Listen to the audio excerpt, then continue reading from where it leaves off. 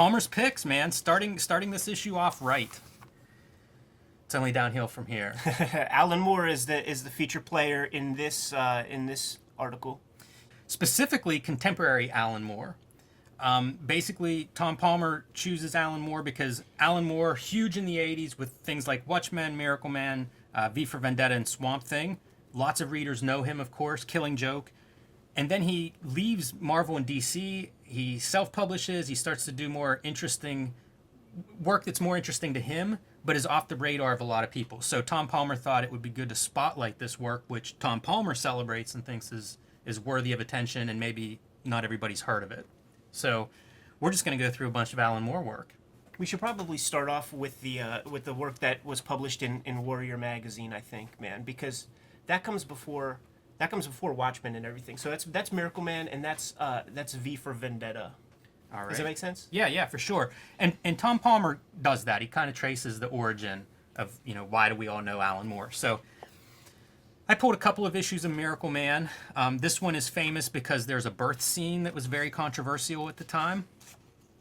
Yeah, Steve Geppi refused to distribute the magazine, calling it pornography, and he had to recant that when people were up in arms saying this is just childbirth. There's nothing gratuitous, nothing pornographic about it, and he had to make a statement, a mea culpa, that said, well, listen, my job is to bring you what you want, and if you want trash, I will deliver you trash. That's when the material starts to become original. Like I'd say the first 7 issues of Miracleman are reprinted 7-page installments that showed up in Warrior magazine. And when you talk about writing for the trade and these people who tell 20 pages of story in an issue 1 of a new comic and it gets nowhere, they would do well to take a look at those Miraclemans, because each 7-page episode is a complete unit and very, very satisfying. How would you describe Miracleman for somebody that hasn't read it? This is a good place to start. It's like you have to know comics, I think. You probably get into it just fine. You have to know comics. If you know stuff like Captain Marvel, but certainly even Superman, it adds a little bit more pathos to it, but it still is fantastic. You can't say it's realistic. He would always be given this credit of injecting realism, and it's there's nothing realistic about it, but he's just taking these concepts to a more modern degree, I would say. A greater level of thought. For sure. Put into the concepts. For sure. And keep that in mind when we continue a little bit later and talk about some X-Men stuff. So I pulled this issue. This is Marvel's reprint of Miracleman 15. Miracleman 15 is pretty hard to come by. I have most of the original Miraclemans. I don't have this issue. So when Marvel started reprinting these, I grabbed it. This is the big fight scene. In my mind, this is the best superhero fight scene I can think of. It's brutal. It's practically global. What is that crap? Some kind of weird bridge sequence? Oh no. The lettering threw me off. It's an amazing story, and it as Miracleman's recounting what happened in this fight, you get to see that glimpse of not necessarily realism, but the casualties that would come about in a superhero fist fight. And what happens as a direct result of this fist fight in the comic? Just look at that. It's impossible to look at because of the color, but take our word for it, man. It's a harrowing image. But, the people of the world in this comic, the people of the world, these people, they saw this fight go down. So when the dust settles, everybody is in line. Mr. Miracleman, whatever you say, sir, we'll do whatever. And it becomes this extreme fascistic state where, Miracleman is a god and Miss Miracleman, they are gods, and everybody is in lockstep with whatever they decide is good, right, moral, or otherwise. Because why would you want to have this happen to you again? Why would you want, your city destroyed or your loved ones decimated? Yeah, in a lot of ways, this is what you would see, I guess, a generation later with Warren Ellis on... Authority? Yes. The idea of superheroes as being basically gods among men. one of the nice things that I found in this reprint is a bunch of the original art is reproduced, which is amazing. There is a Miracleman artist edition that exists from IDW. I was hoping that it was going to be a John Totleben Miracleman artist edition, and he does have pages represented. I wouldn't doubt if it's the pages from this right here, but that's worth a look, because his approach is insanely laborious and so tight, and uses a lot of methods and materials. You know, he's using like opaque white acrylic paint probably, and all sorts of interesting inking techniques. Like, he's very famous, like, from any interviews you read with the people who went to the Kubert School with him, Rick Veitch, Steve Bissett, Ron Randall even. When they talk about Totleben, they almost talk about him in like a, we'll call it like a friendly disgust, because he would discover some new, like, you know, Japanese watercolor paint technique from a book, you know, that they have in the Kubert School library. And then he would disappear from the crew for the weekend, and then come back and like have this fully realized ability to use that kind of technique or style, and they would just, you know, get pissed off at him. But it was like, you know, iron sharpens iron, man. It stepped up Rick Veitch's game when Rick starts to fucking melt crayons on his artboards to achieve interesting colors. Like, those guys really inspired one another in a big way. I think it's interesting to think about Totleben in this era of comics, whenever we're celebrating that intricate inking that was coming up, you know, especially with like the West Coast guys like Scott Williams. For my money, Totleben, what he does with ink is unsurpassed in comics. So the next books that I pulled were a couple of issues of V for Vendetta, which, is, you said, Ed, also ran in Warrior Magazine. Yep. Has also been adapted into a successful film. You hipsters will recognize the Guy Fawkes mask as being the face of Anonymous. Pretty interesting David Lloyd art, very black and white. You know, this is color art, but his line work is very stark. You know, it's noirish. Yes. Chiaroscuro, or however you say that, man. Lots of blacks. Perfect for the aesthetic. You know, this is a dark comic, man. And then of course it foreshadows, like, some of the content in there. You know, there's this it's Guy Fawkes, so there's this government that is Orwellian, to say the least. And nowadays, you go to UK, London, like on every street corner, there is a CCTV, you know, closed circuit television that is up there, and Alan Moore takes the credit for that with V for Vendetta. So he likes that Anonymous, like, has adopted his mask, but he doesn't like that the British government started putting closed circuit televisions at every street corner, which was by you know, his determination at this point, fantastic. Like, I mean, it's like you could see things moving in that direction, but it's still like, should I even put it in this book because it's so ridiculous? And then, you know, fast forward a couple years later, and then fast forward a couple years later after that, and here we are on YouTube making things like carrying listening devices around in our pockets. It is an amazing visual, though, that obsession with screens and with surveillance and information. Yeah, interesting comic if you all haven't read it. From there, he progresses to Swamp Thing. This is a reprint of not his first Swamp Thing, but kind of the first one that had his imprint on it. He was kind of created a bridge with the previous two issues to get to this point, wrapping up old threads. And working with artists primarily Steve Bissett and, again, John Totleben. And you see that advanced inking that we were talking about. I don't know what hasn't been said about Swamp Thing that we can add. Well, for our purposes here, we didn't talk too much about, like, revisionist superhero comics. And this would have been the first, I would imagine. And this would have been, like, the first big one where they're like, okay, like, we have this dying title.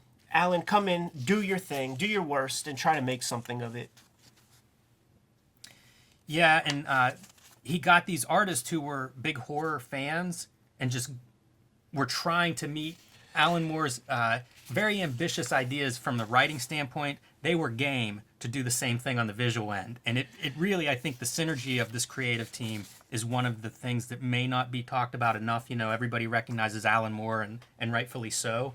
But I think that he really I don't want to say got lucky, but maybe the readers got lucky to have these creators come together. Here's the thing about Alan Moore. Well, first off, he's a brilliant guy. And this should be an absolute no-brainer when it comes to putting together a collaborative team. But it's not.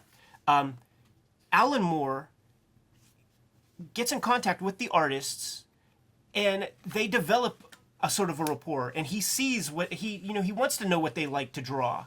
He wants to know where their headspace is, and he caters the scripts with that kind of idea in mind.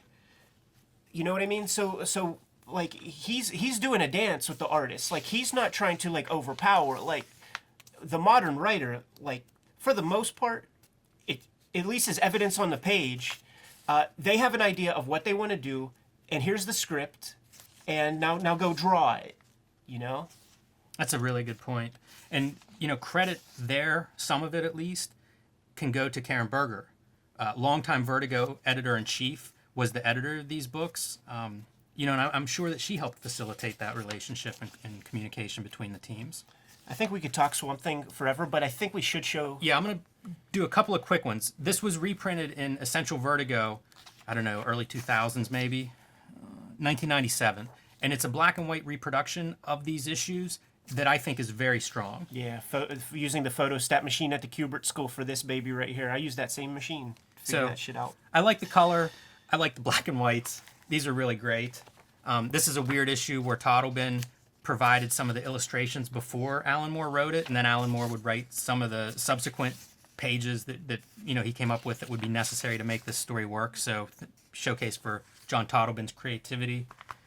I brought this issue. This is one of the oldest comics in my collection. I got this whenever I was in first grade. Nice. And you can see it's beat to death.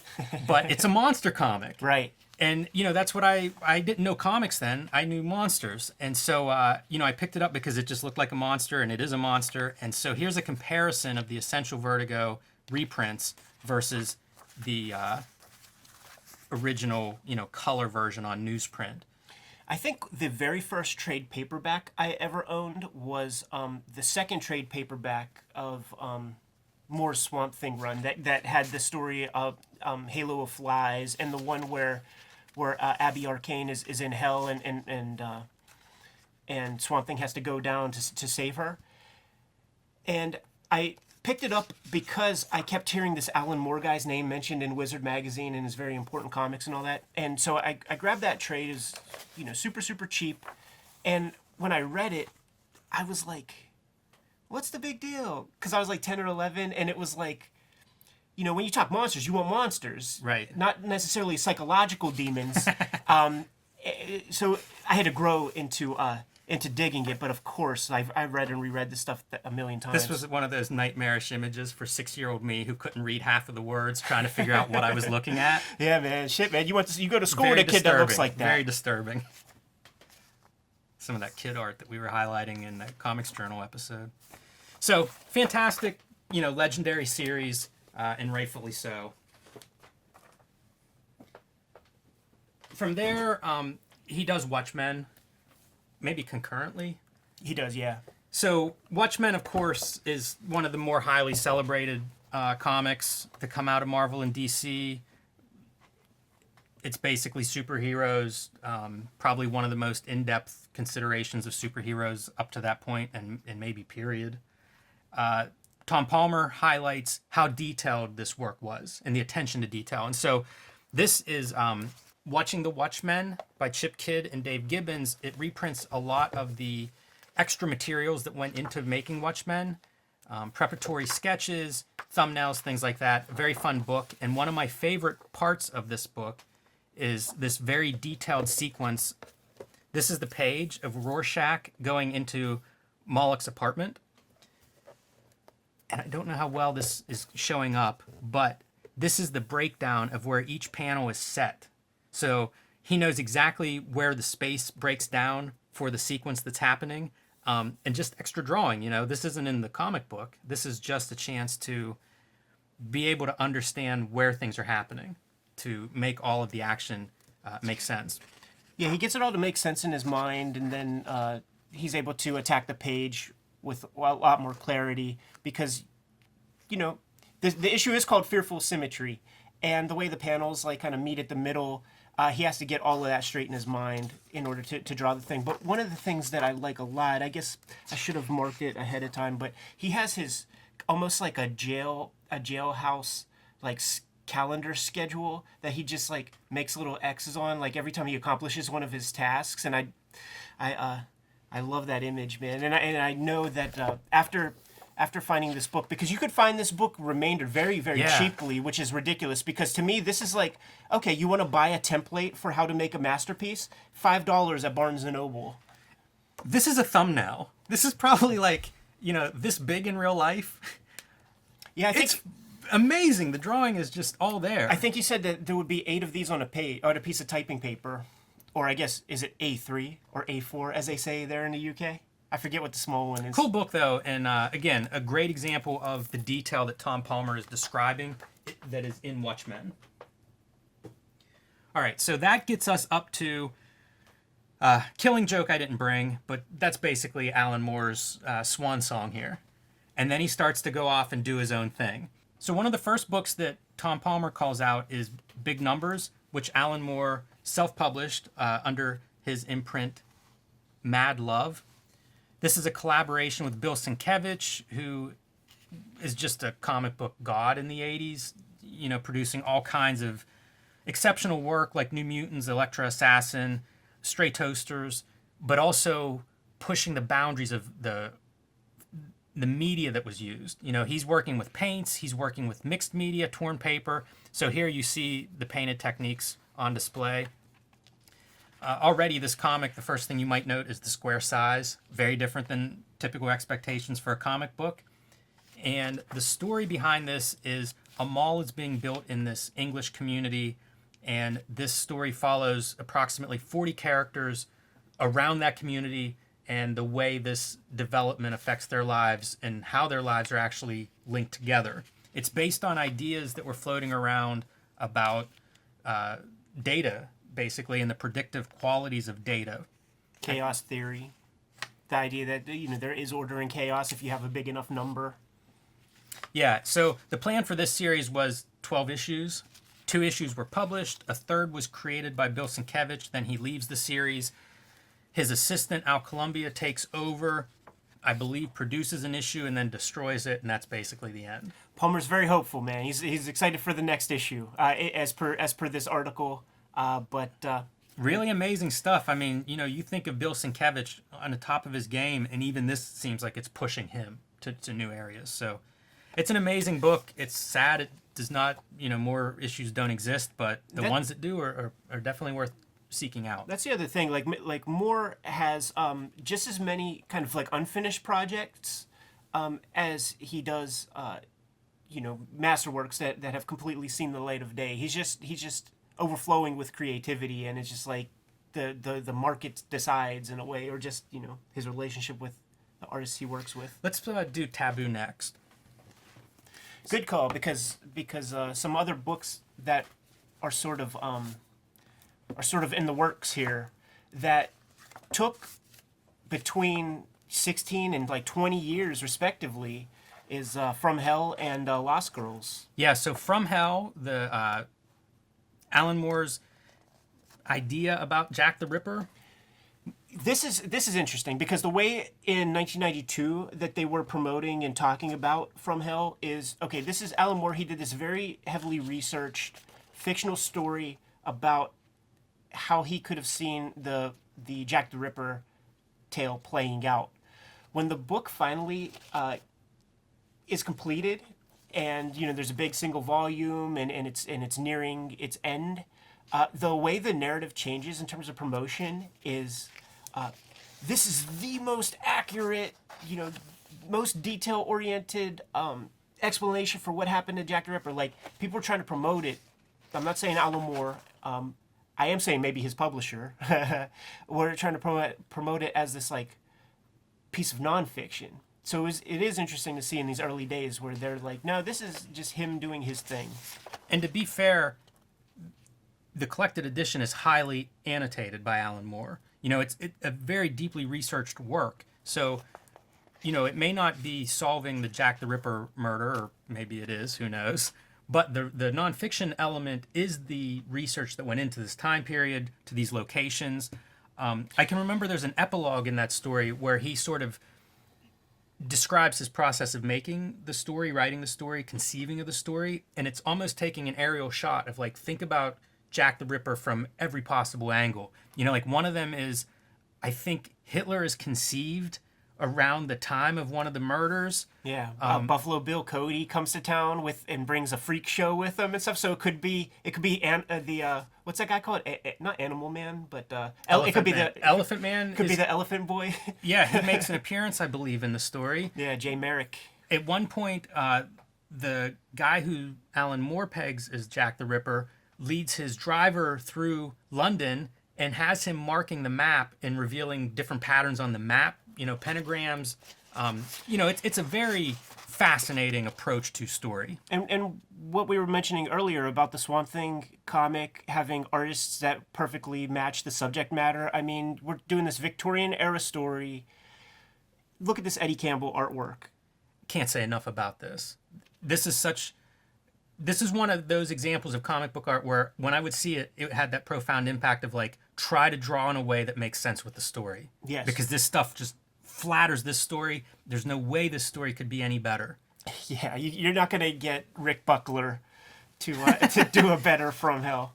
Yeah, so really fascinating. The other thing that I've uncovered on this story, we talk about writers, manga artists who, basically write their story in picture form. There are reproductions. Alan Moore would draw these chapters to help him visualize what he was writing and not share those pictures with Eddie Campbell. They were for his writing technique. And some of those have been reprinted in, I think it's called Storyteller, the Alan Moore book.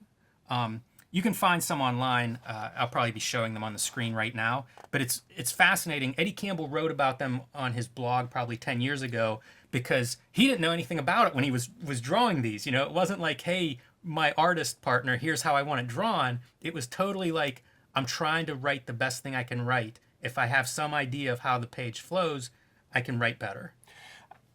I do know that Moore would often accumulate specific reference material for his artists too to try to help them out, and so like that is another one of those like above and beyond the Call of Duty thing that like the average comic writer does not do. Here's just a little bit more, just striking. Taking advantage of black and white, also pushing the boundary of the 9-panel grid. Like here we have the panel borders are gone, but it's still following that structure. Gorgeous. The other work that he is serializing concurrently is with Melinda Gebbie, and it's called Lost Girls. It's pornography, and he distinctly wants the reader to know that the difference between erotica and pornography is simply the amount of capital in the banks that the consumer has. Man, rich people get to call their porn erotica. And this wasn't collected until well into the 2000s, maybe 2009 or 10. So this is 1992 here. He's playing a long game. Yeah, for sure. And in order for this work to reach completion, what the collaborators have to put into it is kind of staggering. Beautiful reproduction for the early 90s. This is one of the stories that I would hear about whenever I was starting to read comics and Alan Moore had kind of left the mainstream. So this is one of his early graphic novels, 1991 date there, and early venture into original graphic novel territory for him. Yeah, this is interesting. I've never seen this. I found this for $1 at a store in Florida.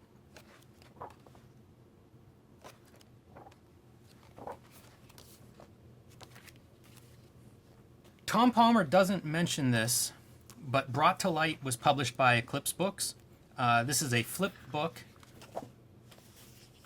and this is nonfiction. So this is kind of about CIA and sort of the dirty history of the CIA, which was coming out around around Contra time period. This half is Thomas Yates and Joyce Brabner, and this half, Alan Moore and Bill Sienkiewicz once again. And this is basically a company man from the CIA having a crisis of consciousness, sitting in a bar and coming clean. And of course, the company man is a giant eagle.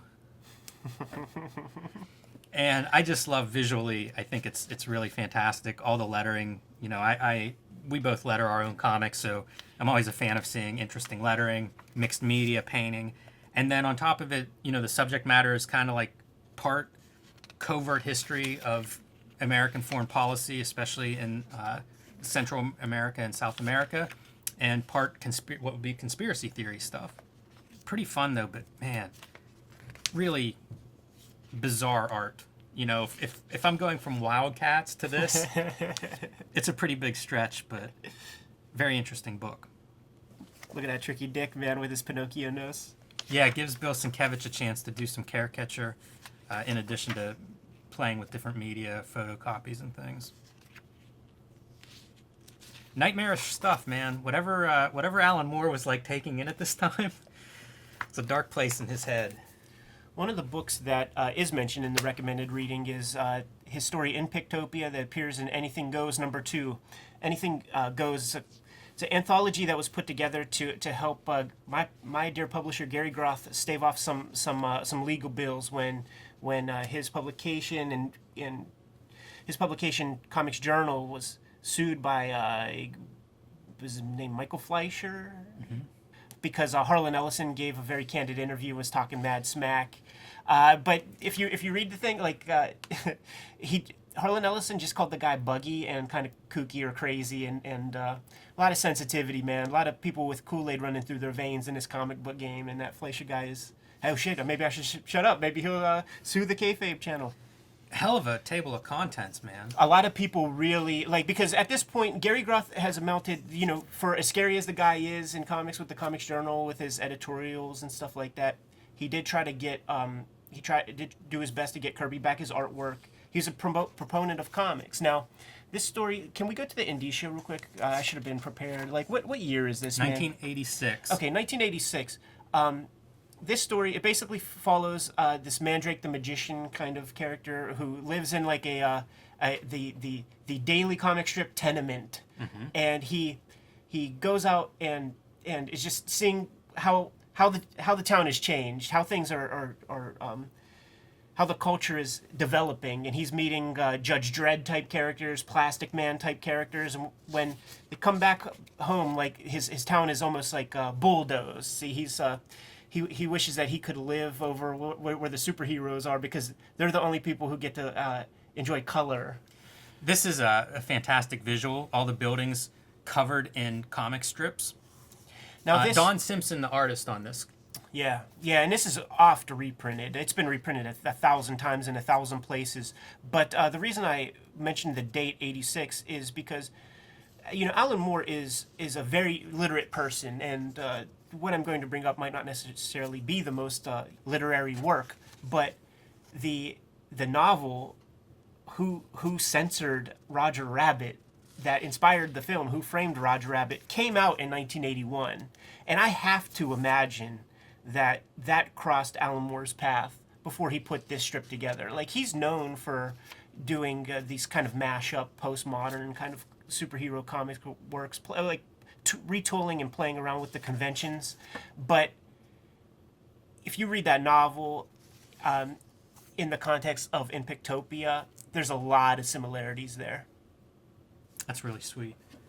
All right, since this is our big Alan Moore Palmer's Picks, one edition that came out several years after this was published. And don't judge a book by the cover. Go ahead, Jim. Is Alan Moore's Writing for Comics. So this is a book, Ed, that you turned me on to. And I get the impression it was written sometime before it was published, because I think Alan Moore has talked about some of these techniques he's not totally on board for now. These are a collection of essays that were done in the mid-'80s before Watchmen. Wow. So he's kind of congealing these ideas, and he's basically, once you put things down on paper, it kind of becomes a little bit more real to you. Like, there is a reason why in English class, like, you had to take notes and shit. So to me, this is almost like him making sense of the conventions of comic book writing. On a future Kayfabe video, like you, me, Tom, like we're going to deep dive just this specific book because there is so much to glean from it. There's so much to take away from it, and it is not light material. Like I got a hold of this thing when I was pretty new to the game in a professional capacity. I might have had 50 print published pages under my belt. It was fucking way over my head. It took me 15 years and 1,000 pages later to really understand what he's saying here. Yeah, and to give the viewer some ideas, like these are some of the chapters or essays. Reaching the reader, structure, pacing, storytelling, world building, place and personality, the details, plot and script. Which he's very anti-plot. It's a really, I found it to be an interesting read. I read this around the same time that I read Stephen King's book on writing. So it was interesting to sort of compare and contrast these two very successful writers talking about their ideas behind their processes. So you can find it, highly recommended, but it is not writing class 101. The only thing that we didn't cover that Tom Palmer pulls out is Raw Volume 2, Book 3. He collaborated with Mark Beyer, and ARG, which was a gay rights benefit book that I think he published, but in collaboration with a lot of other cartoonists that were happy to support the cause. So reading this in 1992, that was quite a list of books to kind of, as I was starting to venture into comic book shops, keep an eye out for. Yeah, if you're serious, you're going to turn to a cartoonist if you're 10 years old and you get a hold of that list. One last note, Tom Palmer solicits writers, letter writers. Let him know what you want to see him cover, or their artists or books that he should be looking at. You know, he has a blog now that he writes about, and he posts that, like, he wasn't receiving any feedback at this point from readers. So, kind of a little bit of a shameless reach out here, but it does result in readers do respond to it. So they do, yeah. He says it's not his best look, but one of the earliest letters he received from somebody after he put this out was they said that Palmer's Picks, your article is a breath of fresh air in a room full of farts. Yes.